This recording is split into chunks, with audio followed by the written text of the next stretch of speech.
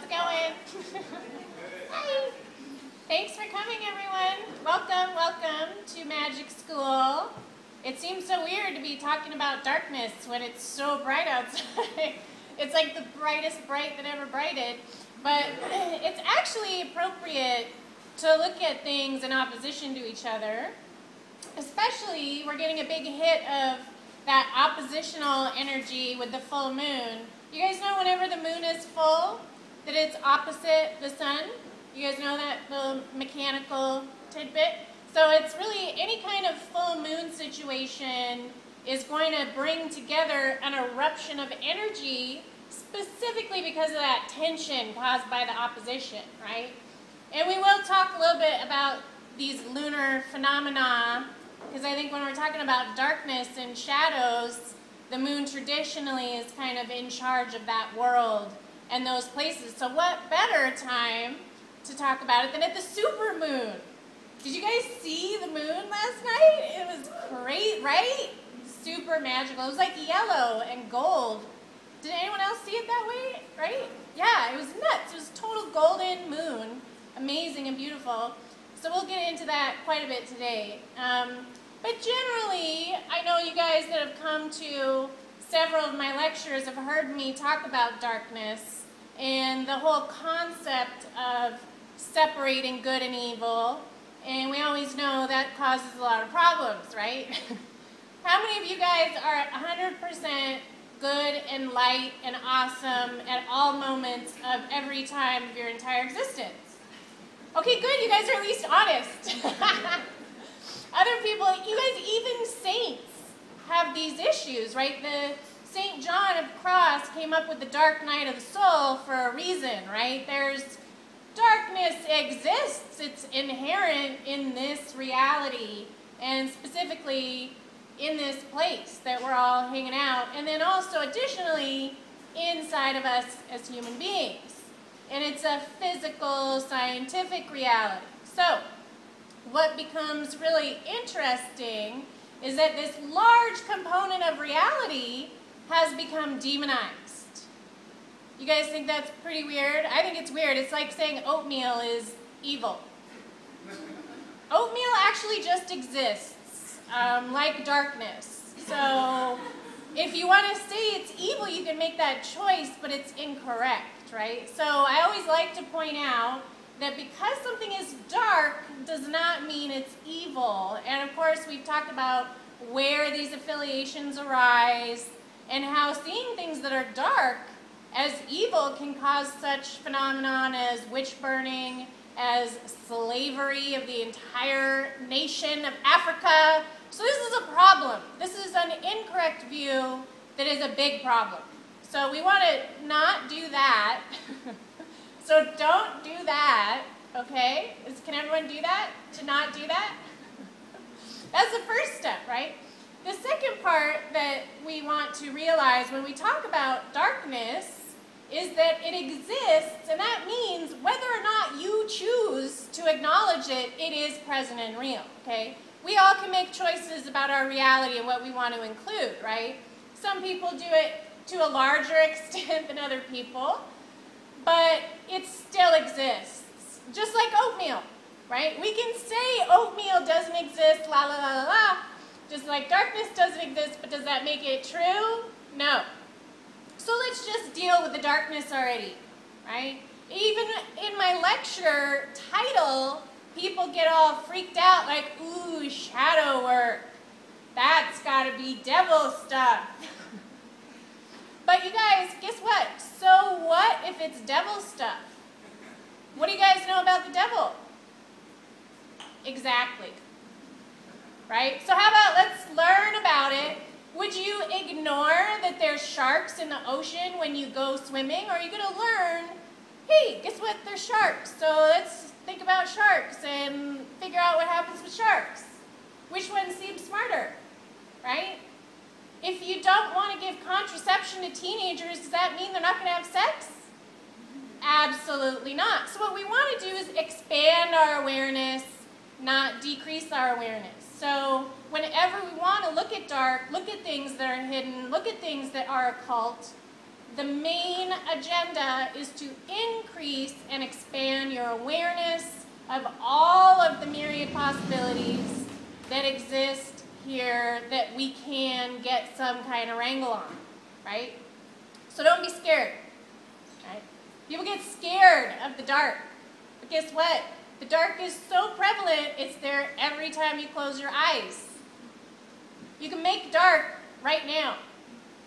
That's how easy it is to get dark, right? Real easy. So let's figure it out. So I've talked a lot in the past about relationships between feminine and darkness and how it's related to Kali. Were a lot of you there at the Kali lecture? Kali is an important force to understand when we're talking about the occult and darkness and shadow work, okay? Because Kali is probably the best description and kind of way to use language to talk about it that we have. And those forces of Kali, like I've described, can be talked about in terms of black holes, in terms of gravity, in terms of that primordial prima materia, the dark mother, the source from which everything comes from. Very literally, you guys, right? The only reason you guys are here, well, maybe there's a lot of reasons, but you guys are here from a black hole. Do you guys know this? You can talk about your moms, and that's okay, but all of our mother, all of the Earth's mother, all the planet's mother, the sun's mother is actually a black hole. So if we're going to get epic and big with our origins, we all come out of darkness. Every single last one of you. So if you're going to try to ascribe some evil to that, you're going to have to go ahead and just say the whole place is evil, which some people do, right? There's a lot of Gnostic literature that refers to this existence as only darkness and kind of not exactly what you want, right? Like it's no good, right? It's a bummer. It's a drag, right? So I'm going to just hold back the judgment on all that stuff, and we'll just try to see what we can talk about in relationship to it. So in addition to the black holes and the Kali energy, we can look at another really big idea of feminine energy to get an idea of what we're talking about with darkness, with the moon, right? You guys, the moon is crazy. You guys know there's that lunar effect, right? Where the moon affects our physical, emotional, psychological reality, right? Have you guys ever read about the lunar effect? Where it's 100% recognized that the full moon will make people crazy. Did any of you have any crazy experiences last night with people just out of control?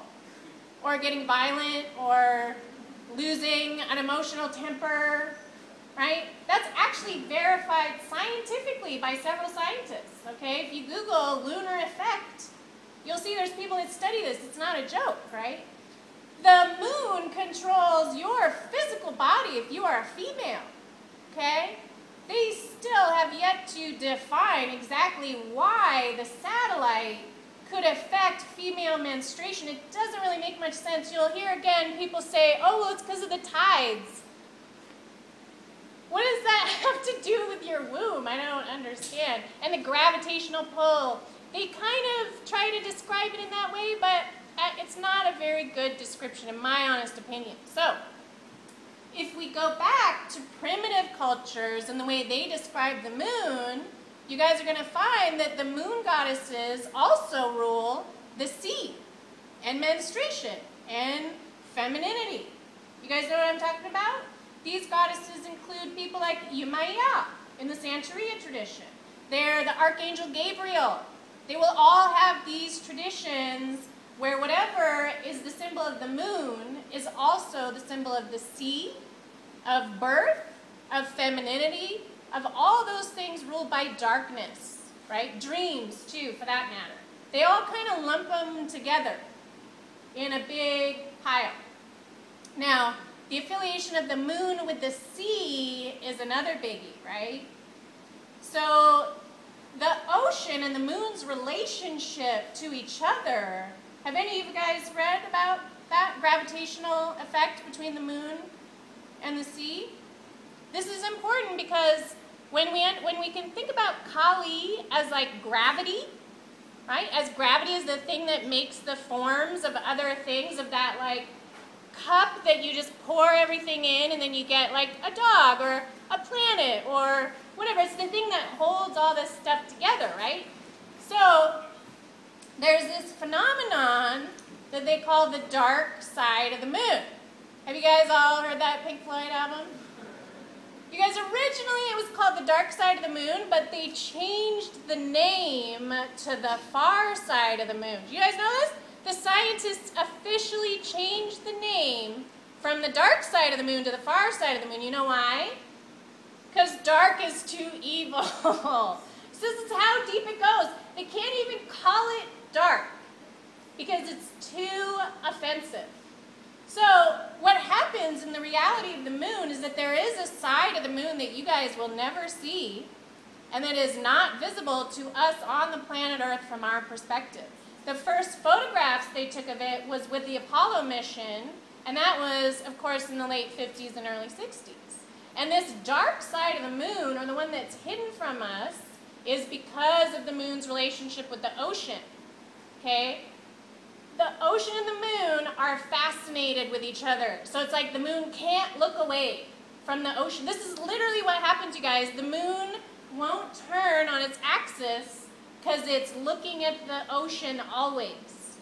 So you guys will you'll always see the same face on the moon, right? It varies within, I think, like 18 degrees. It'll shimmy a little bit here and there. But the majority of an entire side of the moon is never visible because of its love affair with the sea, right? So there's some inextricable force that causes the moon to face us in the same direction, and it's related entirely with that feminine force of the sea, of gravity, of that darkness, right? And the moon, even in its darkness, right, it'll go totally dark, it can still catch and reflect the sunlight. So, again, it's important to understand we don't want to get too black and white. Things that are dark can also have light. They can also reflect or have it arise from within them, right? Just because we think we know something's dark all the time, don't take it for granted, right? Be reasonable. Don't get stuck in black and white thinking. You don't even know what the other side of the moon looks like, right? So we want to try to open ourselves. We want to open. We don't want to put a thing on it. Instead of saying, oh yeah, the moon, feminism, all those kind of dark things are just evil, let's try to just learn about it a little bit. So, with those feminine, and when I say feminine, it's not talking about women. You guys know that, right? Because of course, since we're not black and white, we all have feminine and masculine attributes that we work with all the time, every day. So when I say feminine, it's not just for women. These forces are in all the men in here as well, right? How many of you men get affected by gravity? So, right, maybe you don't have a period because of the moon, but you still, right, Kali's still going to get you sooner or later. There's no escape, right? We all get kind of put into Kali's grasp sooner or later. So it's important to come to understand the nature of these forces, whether you're a woman or a man, or you feel like you've had confrontations with darkness, or you haven't. I'm not saying you have to be a scholar of darkness, but we want to at least be able to know a little bit about our own darkness, right? At the very least. Don't worry too much about other people's, right? That'll just get you into trouble most of the time. Do what you can if you're presented with it, right? But we don't want to be overly concerned with the darkness of others, because you know why? It will absolutely prevent you from looking at your own darkness. It's a good trick. If you hang out with someone who's a total jerk, chances are you'll be less noticing your own jerk moves, because you're always thinking about that total jerk, right? It's a reflection like how the moon does, right? The funny thing about darkness is it kind of like hops around when you don't expect it to. And it can be transferred from one place to another super easily and all the time. So it's tricky, this darkness thing. We got to keep track of it. So whenever someone is interested in the occult or religion or God or any kind of spiritual pursuit, chances are sooner or later you're going to come across the darkness, right? You guys know what the word occult means, right? It means hidden or concealed or covered, or you can't see it with your eyeballs. The word occult literally means you can't see it with your eyeballs. So it has a big connotation with darkness in general because of that thing that you can't see, right? The word dark actually means to cover, to conceal, to hide. You guys know this? The word dark comes from derkaz, which sounds so like Transformers. But derkaz means literally to like cover over with dirt or like try to hide it, like conceal it. Like put the dirt under the rug is kind of like what the word dark means. It literally means like cover with mud, right? Which is kind of funny because of course that's when Kali comes, when the darkness comes, you get covered with mud because now you're in the underworld, right? So it also gets tied in with death in terms of these things, right? For those of us who are under Kali's thumb, which of course is gravity, it's gravity that's going to put you under the ground eventually, right? We only have so much yang to keep us up above the dirt, then the yang depletes and now we're under the dirt. Sorry guys, it's going to happen to all y'all. So if you want to know that darkness before you're under the dirt, right? That's what all these religious pursuits are doing. That's what the occult is trying to do. It's trying to get a wrangle on what is that energy that's going to come and put us under the dirt, right? What is its nature and how do we come to know it while we're still in our yang mode, in our operational mode, right? We can shed light on this darkness while we're aware. That's our tool.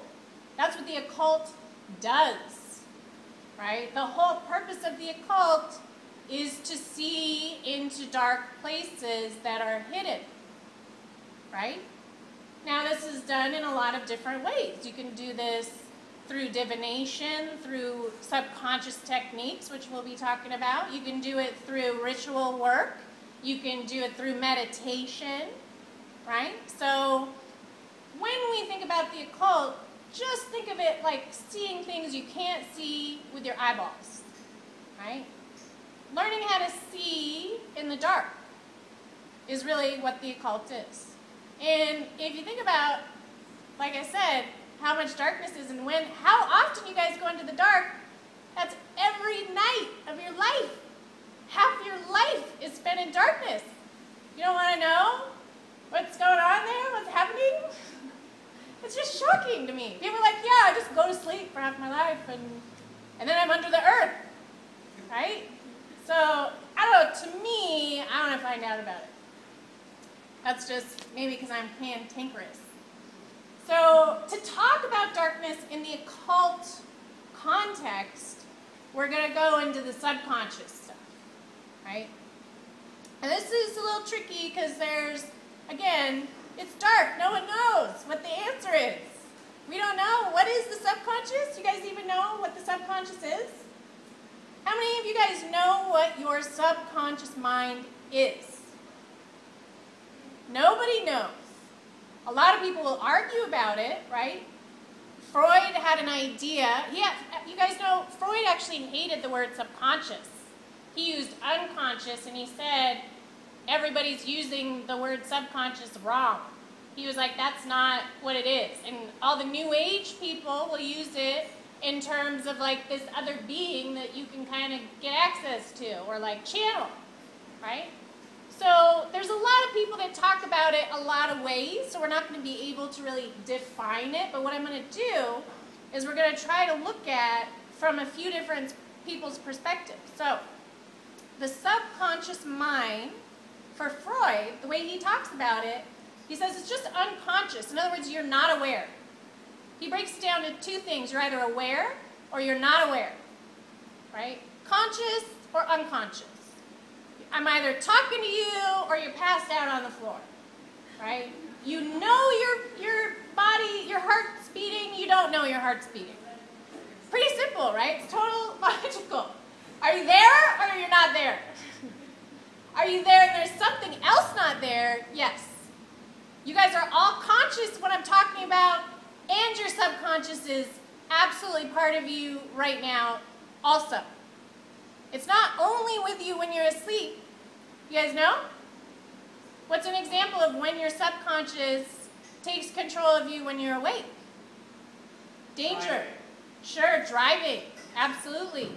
Danger, right?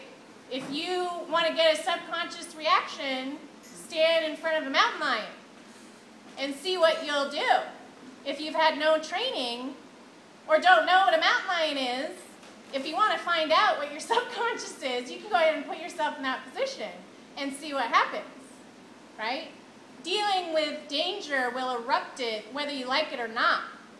You might not even like what your subconscious does when you're afraid, you guys. But guess what? It's going to do it, whether you like it or not. And then you can have, you can deal with the fallout if you had an inappropriate subconscious response, right?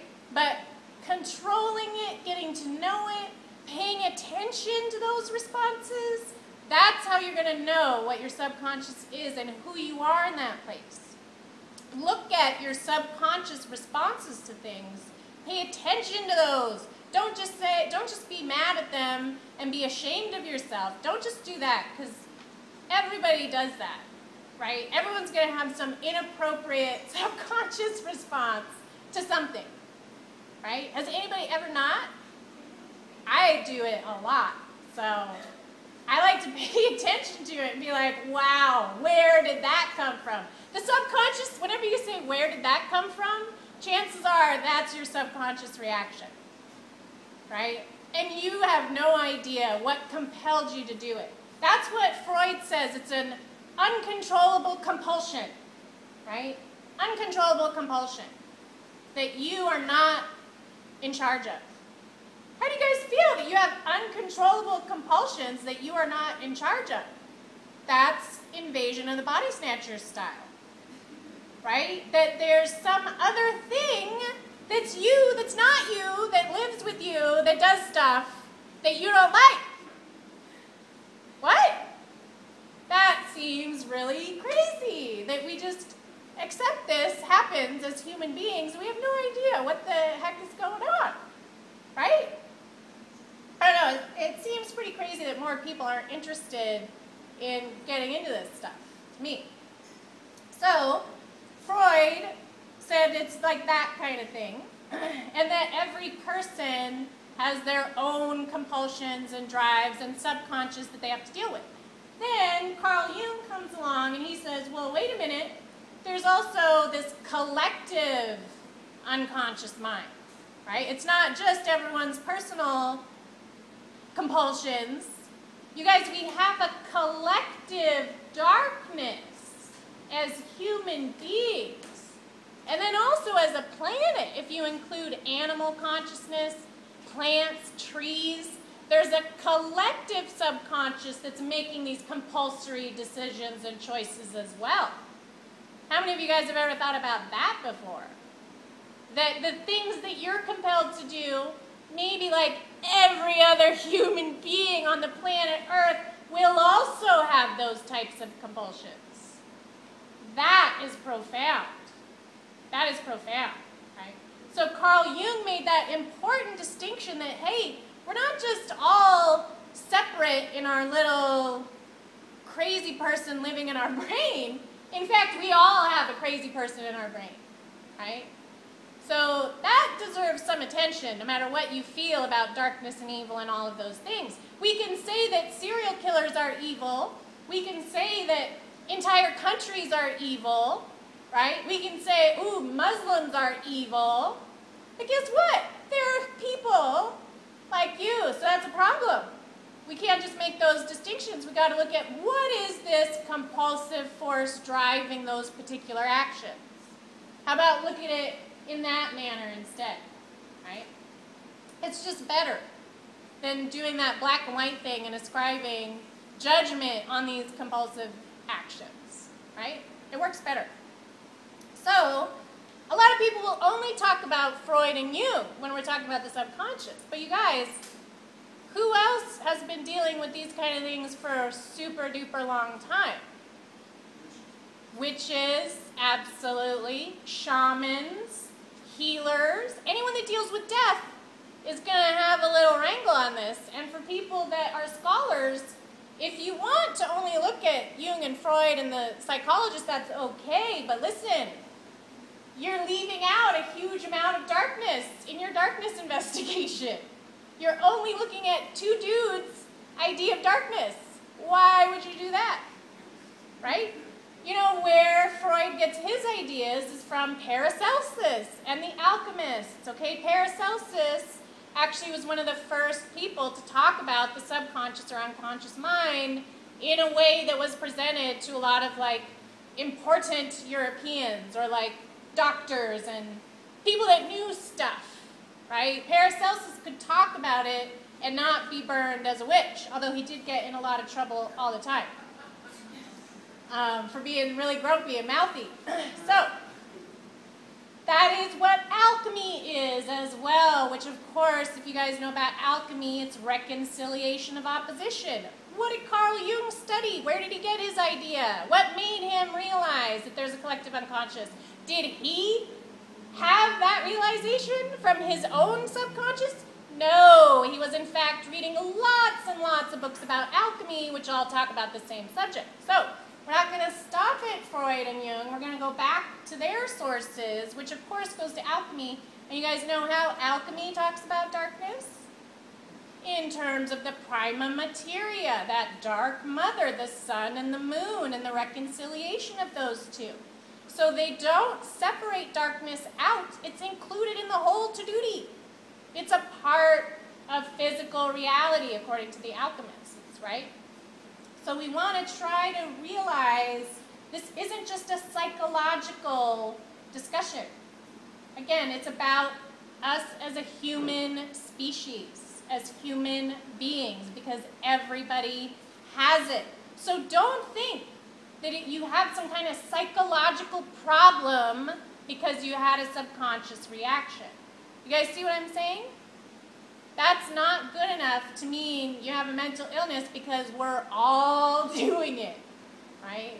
Some of us have more, some of us have less, but it's inherent in human beingness. So take it outside of only psychology and look at it more like a biological, physical phenomenon, right? Then it's much easier to detach from that evilness of it, right? So, what are those places then of the subconscious? How do we even know that it's there? Well, if we go back to these alchemists and ancients and shamans and witches, how do they talk about these things that you can't see? What's the language and vocabulary? How do you talk about darkness? Well, it's just dark, right? We have places that we can access it. It's not totally shut off, right? The places we can access it, number one, that we all get to do every night is the dream world, in Dreamtown, right? You all go to Dreamtown, whether you know about it or not.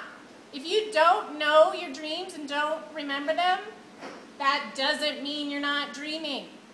You are dreaming every night, right? Every night. How do you guys feel that you have dreams and live lives every single evening of your life and you can't remember most of them? There's like a little you doing all kinds of stuff in dream world and you don't even know.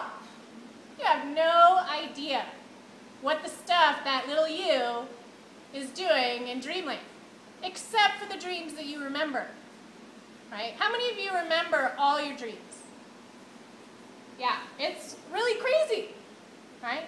So dream work is really important, you guys, because that's where we get in. That's our entry point. That's our doorway to see what's down there without your eyeballs. Right? You guys know all the esoteric occult literature that says, look within, know thyself. What are they talking about? What does that mean, look within? Can you flip your eyeballs around and look inside yourself? What does that mean? Right? How do you look without your eyes? Oh, that's the big occult secret, you guys. Because you don't need eyeballs to see. That's number one that we want to learn today. You don't need eyeballs to see. Right? To be a seer, to see visions, those do not occur with your eyeballs. Where do you see things when you're dreaming? Are your eyeballs open? Are you looking at stuff? No, but you're seeing so many things. How are you seeing with no eyeballs? Your eyeballs are not operational. What is looking, what is seeing when you're dreaming? If you guys all ask yourself that question, what is doing the seeing when you're dreaming? Now you're an occultist. Okay? What is seeing your dreams? And who? Right? Where is that coming from? Some people say it's a mass of information you've collected over your life that is visual memory, right? And that makes sense if you dream about like what you did at work or your friends or your family. But for me, it doesn't work because I have crazy dreams. I dream about things that I have never seen, that are impossible. How many of you guys dream about stuff that does not exist in this reality? That's a situation. Because where is that coming from? What is it? Who is seeing that? Who saw that ever? Right? That's a problem that is not solved by anybody. Anybody, even me. Right? Especially me. I don't know. But I do know that I see things that I have never seen in my dreams. And that something is seeing them. That's actually really happening in time and space inside my brain when I'm dreaming, seeing things that are not there, that aren't real. It can't be seen with eyeballs, right? Have you guys ever dreamed of fantastical creatures, right, that just aren't there, right? This is a situation. Doesn't fit into the explanations, right? It's a problem. So we have death is an access point as well. This is where we get into all the near-death experiences and people that talk about near-death experiences. And often in tribal cultures, if someone has a near-death experience, when they come back, they're a healer all of a sudden. Or you get, you hear all these stories of people that almost die, and guess what? Their life is not the same after that. They're totally changed as a result. So when we die, we do get access to that hidden realm or hidden world or what's going on. And there's all kinds of accounts. Raymond Moody did probably the best job of organizing and scientifically researching all of those accounts. So if you want to know more about those, you can. How many of you guys have had a near-death experience? Anybody almost died? Yeah, it's really something, isn't it? It's not the way you want to experience this darkness. So we want to try to do it in other ways, obviously. We don't want to go flatliners and just like try and do it that way. Too dangerous, right? Then there's this thing that they're referring to in a lot of literature is the fourth dimension. How many of you psychonauts or folks familiar with some of that literature know what the fourth dimension is? You've heard this talked about, right? Essentially, it's an alternate reality, which is similar to the death world or the dream world. It's like all the same thing. The bardo. Everybody talks about this other place.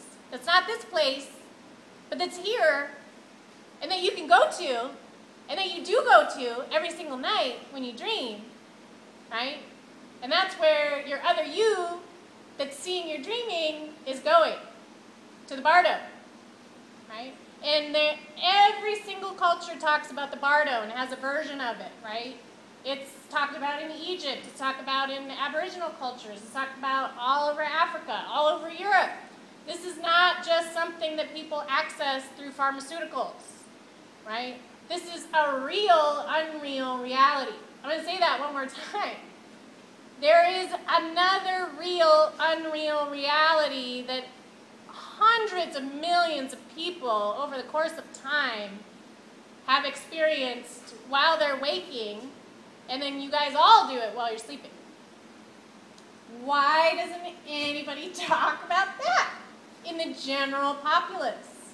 How many of you guys didn't even hear about that until you were way older and accidentally found some crazy book or website, right? I mean, I think it should be incorporated in grammar school, this knowledge of what we know about dreams and what's happening, because it's like if you didn't teach about your reproductive system, or it's like if you chose to not teach a class about social studies. It's that big of an aspect of reality that is being disincluded from people's waking consciousness, right? Just like leaving out that you could get pregnant, which they do in a lot of places, right? They consciously remove an aspect of reality, right? So I'm trying to re-include it. So let's look at some ways for how are we going to get in there, get into your subconscious mind. Have any of you guys had a waking experience of your subconscious? Yeah, you guys all have. Like I said, with the driving, with the fear, danger, ecstasy can have your subconscious come out. The best way that I can describe it when I have felt it, it like creeps over you. It's like creepy, right? It kind of like just takes you over. It's like a possession, right? That's a really good way to describe it. You get totally enveloped in it, in that moment. And it could just be a second, you guys. It could be like that moment when you don't know and you're trying to figure it out. And it's like, oh my God, what's that? You're walking down the street, you think you see a mountain lion. You're like, oh my God! That moment when you say, oh my God, that's your subconscious right there, right? And it creeps over you and takes you over, and it's undeniable. You'll get goosebumps all over your body. So part of your subconscious, you guys, is a reactionary mechanism. It's a reaction that you're not controlling. So part of it has been discussed as instinct. It's instinct, right? You're going to do it, you're going to have that reaction whether you like it or not, and it's going to be because your subconscious is going to be like, don't die. It's like, hey, right? It doesn't think you're doing a good enough job. So the primordial you, the Kali you, says, that's it, I'm taking over here. And I'm going to react, right? So if we think that our subconscious or unconscious mind is reactionary, well, what do we do about reactions? There is something we can do about our reactions. We can train ourselves. We can train ourselves like dogs. It's like training a dog, right? And Kung Fu, martial arts, any disciplinary technique can train your reactions, okay? If you guys think, you know, there's some people that say, well, that's just how I am. I'm sorry, I hit my kids, that's who I am. Like, I just beat up my wife. It's just, I was angry. I can't help it. You guys know how many people have said, I can't help it, when they have some subconscious reaction that's inappropriate? Almost everybody says that, right? How often does that come up in a court of law? I don't know, I didn't know what I was doing. I was crazy. I was crazy. You guys know there's, in law, you can actually plead a plea that's called automatonism. Yeah, no joke. Wait, I'm probably saying it wrong. I think it's like automatism, right? So people will use this plea if they do things like fall asleep at the wheel, because they did something bad, but it wasn't their fault. But it also gets used in situations like homicidal sleepwalking. Are you guys aware of this phenomenon? Do you guys know that there's multiple cases where people kill people in their sleep? One of the most famous ones was in 1630, like a really long time ago. This guy was asleep, and he hated this guy so much and kept talking about, I'm going to kill him, I'm going to kill him. And then one night, he swam across a river in Paris in his sleep. He was asleep. And he murdered the guy and came back. And the cops showed up at his house, and he's like, what? What is it? And they're like, dude, you totally just killed somebody. And he's like, what are you talking about? He had no idea that he just totally killed somebody in his sleep. That is an inappropriate subconscious reaction. Okay? But what does that mean? That means there's some automaton that made that choice to do that action that was you but is not you. Again, there's a you that is not you that can make you do stuff. It's happening now.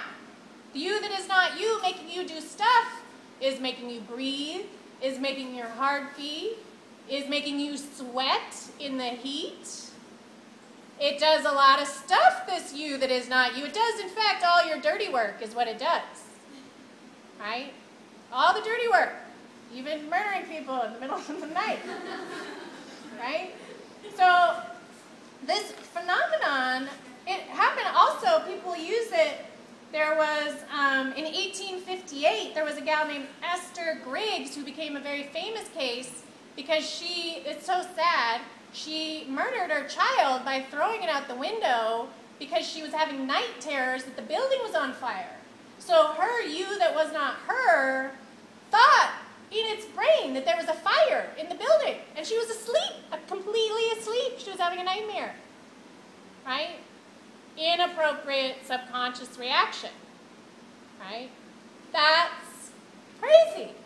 That you could be taking over your physical body, the actions of your hands, of your feet, of your body are commanded by this other thing without your conscious awareness, right? I don't know, that's a problem. I think that's, got to get looked at. So they kind of like dismiss this homicidal sleepwalking situation as a fluke or just weird. Right? They're like, oh yeah, that's just one of those homicidal sleepwalking cases. That's all. We know what that is. They don't know what that is, okay? There's also, you guys, what they call sexsomnia. You guys ever heard of sexsomnia? People will have sex in their sleep and have no memory of it. What a chip. They'll also sleepwalk to other people's places and rape them with no conscious awareness whatsoever, right? That's a lot of activity for you to do and remain asleep, right? I mean, we're talking about you could physically be touching, doing stuff, and you don't know. Wow. That is a powerful force that can cause you to do this, right? Paracelsus, a student of Paracelsus that became very famous was Anton Mesmer. You guys ever heard of Mesmerism? So Anton Mesmer, from Paracelsus's work with the subconscious, comes up with mesmerism. You guys know what mesmerism is? He also called it animal magnetism. He called it animal magnetism because he discovered that people can affect other people like gravity, like the moon and the sea. That human beings, we can have gravity to each other and we can influence the actions of the subconscious mind of other people.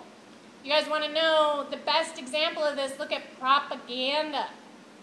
It is a really good example of human beings influencing other people's subconscious, right? And then you can also get into all the mind control business. It goes into all the conspiracy theories. You can go a really long way. But the origin of all the things that we can make each other do subconsciously is this same stuff. So Anton Mesmer figured out you can heal people doing it. You can use healing techniques like the shamans that will use your subconscious mind to heal your body. You guys know where else this happens and shows up in our real physical world today? The placebo effect. This is important, you guys. Anton Mesmer used hypnosis when people were getting surgery. It was the #1 form of anesthesia before they had ether. If you can imagine for a second, if you feel comfortable having some dude wave a glass rod over you when you're in water and then you get your body cut open with a steel knife, that's what was occurring, and guess what? People wouldn't die. When they used the mesmerist techniques during surgery, they survived. What? Can you guys imagine getting hypnotized and then having like open heart surgery? This happened all over America for like years. For years. And it was accepted that, oh, if you want to have surgery, it's cool, we'll just hypnotize you and then cut you open. That's your subconscious mind, the power of the subconscious mind. The placebo is the same. They just kind of say and recognize, oh yeah, that's the placebo effect. When your brain gets rid of all your cancer, or that subconscious mind that can be inappropriate on occasion, ended up clearing a disease out of your entire body because you took a sugar pill, that's the placebo effect, and it's widely recognized and yet unacknowledged in terms of its significance. What do you guys think about that? I don't know. I think it's pretty nuts that the placebo effect is not investigated in terms of the subconscious mind and its effects to heal the body, which of course shamans and alchemists and Paracelsus were all very hip to, but there's a lot of resistance. Where is that resistance from? Darkness and evil. That's the only thing I can think of. Why else would people not investigate this stuff? Why? Because of the devil, I guess. Right? Why else? I don't know. We seem to be interested as human beings in exploring an awful lot of things. And if you find out that your brain can get rid of a disease, that seems like something that's worth exploring, correct? Instead of putting money into getting all these drugs, how about look at why does your subconscious mind do that? Why and what makes it go so we can make it go for everybody? What if everybody could get rid of every disease by having a dream? Right? I don't know. If we can rape people in our sleep, maybe we can use it to, like, you know, for our advantage a little bit. Right? Why not? Because we don't want to look at it. We don't want to see, oh, that's weird. I don't like it. It's uncomfortable that there's a me within me that makes me do stuff. People don't like that. Think about it tonight. You'll get uncomfortable. You're not going to like it. Unless you're just like, yes, my subconscious is a force, like gravity, that's in me, that I can do stuff with, right? A true occultist, a true shadow seer, can go into their subconscious and harness that force, tame it, train it, like an animal. That's, you guys know the moon card in the tarot deck, correct? In the moon card, appropriately enough, again, we're talking about that dark feminine force. The moon card offers a secret for the entire work of the occult. It shows a dog and a wolf. And then the crayfish or the lobster that's coming up. The crayfish emerges from the subconscious, which is the water, right? And then it takes action in the world. And you can have that action be a wolf or a dog. And that's going to be due to your training. How good is your kung fu to control your subconscious? Are you a wolf or are you a dog to yourself? So if we're going to do shadow work, you got to look at what's your damage. And you're going to have to get, you know, just be open-minded and try not to think of yourself as evil. Because if you think you're evil, your ego goes, oh, I'm not that. I didn't do that. It's okay, I'm still good, I'm still good. That's not me. I didn't eat that chocolate cake all in one sitting. No. Don't do that. You're messing yourself up. You're making it worse. Look at what are those inappropriate reactions that you have and try to find appropriate contexts for them. Do you guys think it's weird that there are things like the UFC? If you stare back, okay, it's there, we all know it's there, but just take a minute, think about that. There's the UFC. Why? It's because some men's animals just want to kick the crap out of each other. And that's what they want to do. That's what part of them is made to do. There's warriors, that's a component of their personality. They just really, like the guy that says, I can't help it, I'm just angry. Well, let's look. If you're an angry person, you got a lot of anger, how can you use that anger to your advantage? You can join the UFC. Instead of having bloody girlfriends all over the place, you can make $1 million. Right? Try to get a place that is a healthy, appropriate expression of an inappropriate part of yourself.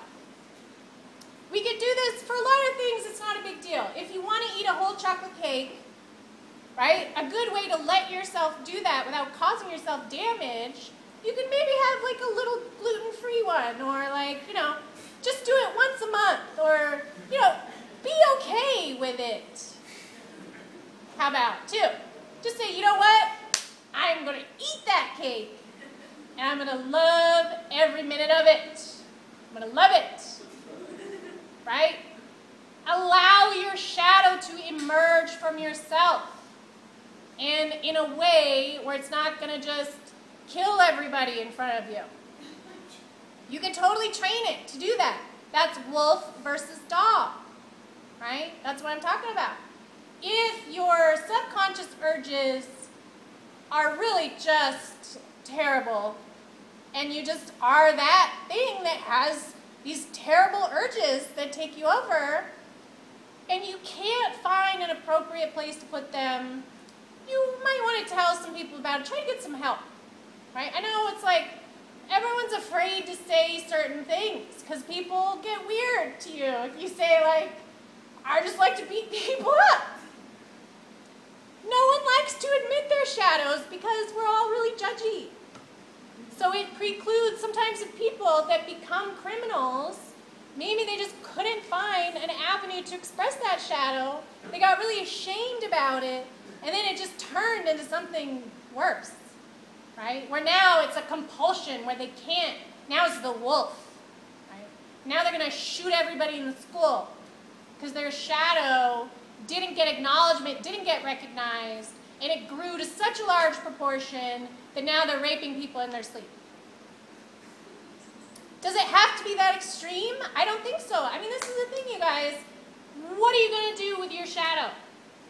Are you going to feed it? Are you going to acknowledge it? Are you going to hide it? Are you going to repress it? What do you guys do? I'm asking you to think about this. How do you treat your shadow? What do you guys do? Do you just be like, oh, I can't do that, that's no good, stop thinking that, don't think that, no. That's one way, right? Is that efficacious? Does it work? Right? We all know what repression is like all Freud talked about as being evil. Repression of the shadow breeds more evil than feeding it.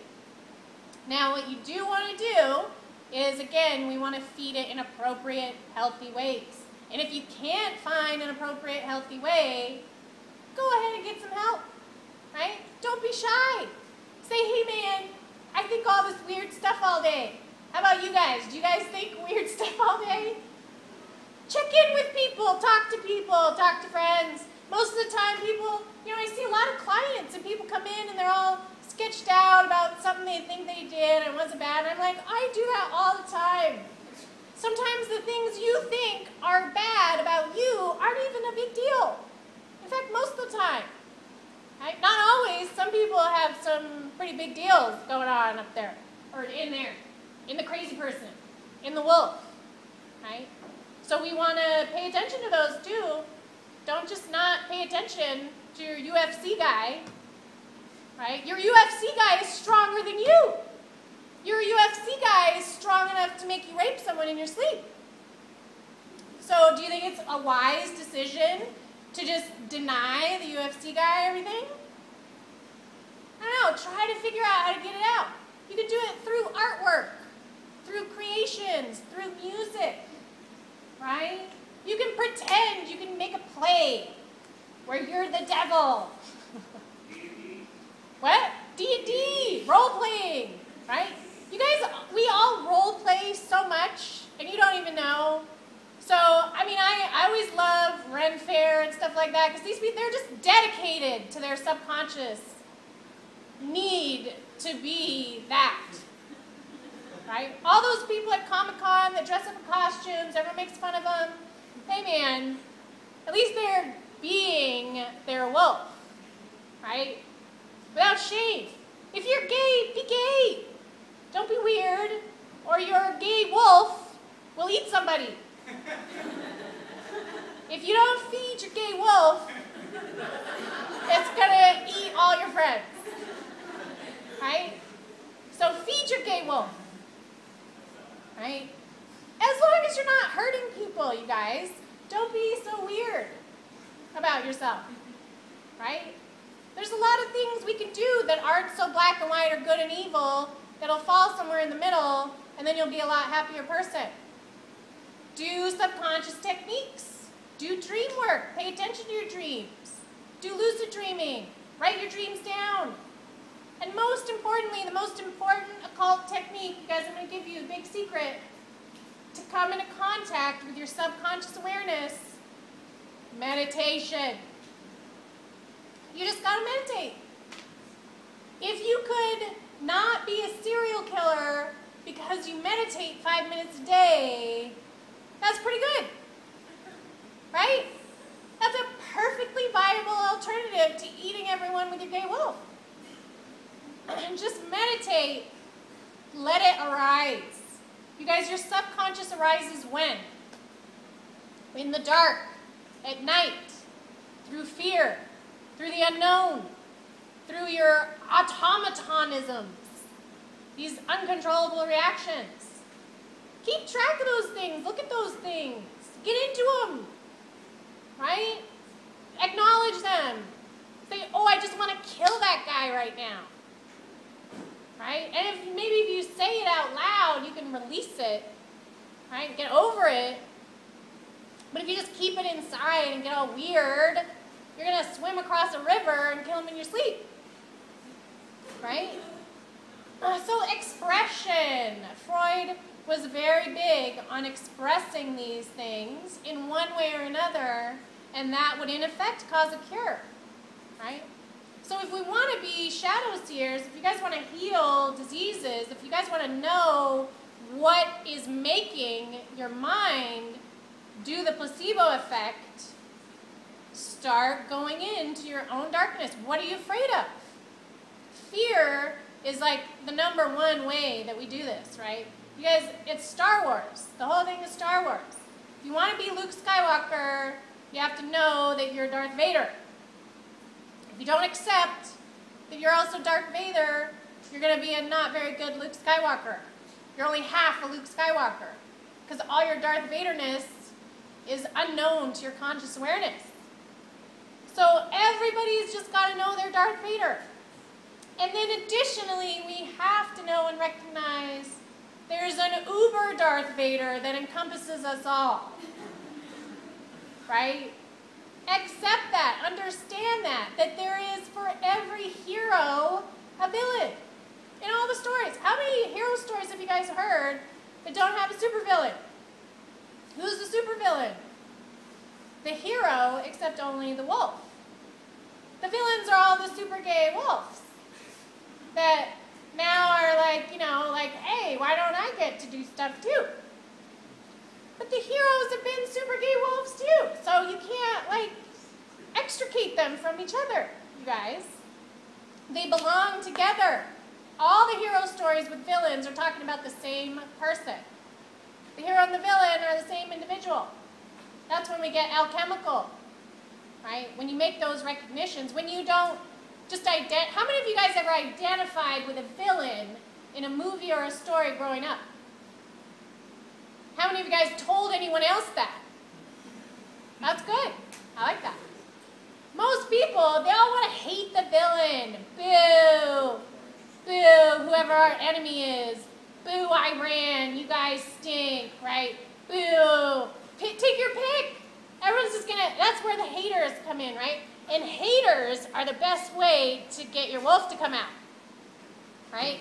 If you guys want to see a subconscious reaction, you could post something controversial on the internet and then read the responses and then see, like, what do? You're all, ah, no, and then your wolf paws go on the keyboard and you go, no, right? That's your subconscious reaction to the villain, the anti-you, the bizarro you. You're going to have this visceral reaction to every bizarro you. But again, look at it like the moon. It's a reflection of many other things. Maybe your own darkness. Why would you hate this villain so much? Why do you care? What arouses that attraction, that influence, that draw to you having a reaction to a villain? What do you guys think? Maybe it's because we all have that capacity to be a jerk on the internet. Maybe every single one of us could at some point have an inappropriate subconscious response to internet material. Bless you. Maybe that's just reality, right? But then you got to use Kung Fu, right? Are you going to let the wolf talk to the people on the internet? Are you going to let your Kung Fu talk to the people on the internet? That's where we get free will, you guys. Free will is the moon card. That's when we see our wolf and we say, you can't do that, but I'll let you do this. You can do this a little bit, and I see you there, and I know you're there, and I appreciate your input. I appreciate your demonic input. Thank you. And now I will make my choice. But I'll take care of you later, right? How do you deal with people when you have a problem with someone? Deal with your subconscious in the same way, you guys. If you have a problem with a friend, what are you going to say to your friend? Hey man, what's going on? When you have an inappropriate subconscious response, you want to ask yourself that as a friend to yourself. Hey man, what's going on with that? Right? Why did you do that? What compelled me to have that response? And then get to know it a little bit and say, okay, when these kind of things happen, it makes me mad. How can I use that to my advantage? How can I prevent that from occurring in the future? How can I use this as a technique, right? You guys, every poison is a cure and every cure is a poison. So try to get familiar with the poisons that arise from your own you that's not you, and then make them into cures for yourself. Do the placebo effect on yourself, right? How many of you guys have ever used the placebo effect on your other you? Anybody? Anybody have something terrible that you did, and then you used your mind to reprogram your reaction or response to that? And did it work? Did you ever have terrible relationships for years, and then you're like, oh, they're terrible because of this that I'm doing? And then you stop doing that, and then your relationships get better. Has that ever happened to any of you? Through an awareness, through a realization of our behavior that we're not aware of, you can actually make changes and affect things. That's a magician. That's when you're a magician. When you can consciously utilize your subconscious and the collective subconscious. When you can do that, that's what being a seer is. That's what being a visionary is. That's what being a human being is. Right? You guys know any goody two-shoes that don't acknowledge their own darkness? Right? How good are you guys at dealing with conflict? What if someone comes and tries to kill you? How's your subconscious going to respond? Maybe you'll fight. Maybe you won't fight. And that's okay. But is that what you're going to do? And if you know that you're not going to fight, then you better get smart. And go, I know I don't want to fight this UFC guy because I'm not a UFC guy. So how am I going to deal with this darkness that's approaching me now? Get to know the cougars. Get to know the sharks. Know what a black hole is. Don't just walk into a black hole, you guys. Right? If you want to elicit those kind of things, know what your deal is. Are you going to walk into fights on purpose? Some people do that to make their kung fu better. Right? Maybe you just get hit with fights all the time every day. Maybe you work at the DMV. You better learn about darkness if you have a job at the DMV so that your crazy wolf doesn't kill people. This is a true story. Go postal. Right? If you have to deal with other people's darkness all day, that'll get you too. Kali's got lots of ways of getting you guys. So get familiar with those ways. What are they and how are you going to react? What's your reaction to those? That's what you can control. We can't control the big darkness in the universe. What we can control is our reactions to the darkness. Are you going to have a fear reaction and then just pretend nothing happened? Or are you going to kind of take control of yourself, of your own reactions, and get to know those, right? Do subconscious techniques, even if it's just a dream journal. You guys will be surprised at how much your reactions will change as a result, right? That's what we can change. Right? And then, of course, all the stories of superheroes, they know themselves. That's the know thyself. And then you can influence other people. Can you turn the tides of the sea? Can you influence the moon? Who's going to win that fight? Right? Don't be too cocky. Know what is your darkness and what are its limits? And what is its effectiveness? Right? Try it tonight. Here's your homework. Everyone here in your dream tonight, whether you remember it or not, when you wake up, see if you can remember the feeling, or how do you feel when you wake up? Pay attention to how you feel when you open your eyeballs out of the darkness. Even if you can't remember your dream, just feel it for a minute. Because the subconscious comes not with your eyeballs, but through feeling. You gotta feel it. Can't see it, you're not gonna smell it, you're not gonna hear it. It's gonna grip you, it's gonna creep up on you. So feel the creep. Feel your creep. Get to know your creep. Try it tomorrow morning. It's a full moon, it's perfect time to do it. Best time. Okay, that's what I have for tonight. Thanks you guys for coming.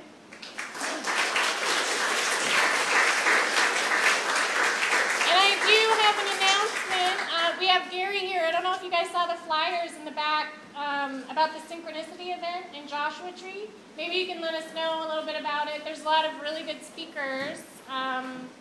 Graham Hancock, Rupert Sheldrake. It's pretty crazy. So you want to tell us a little bit about what's going on? Thank you. Thank you. I really enjoyed your lecture. Oh, thank you. Thank you.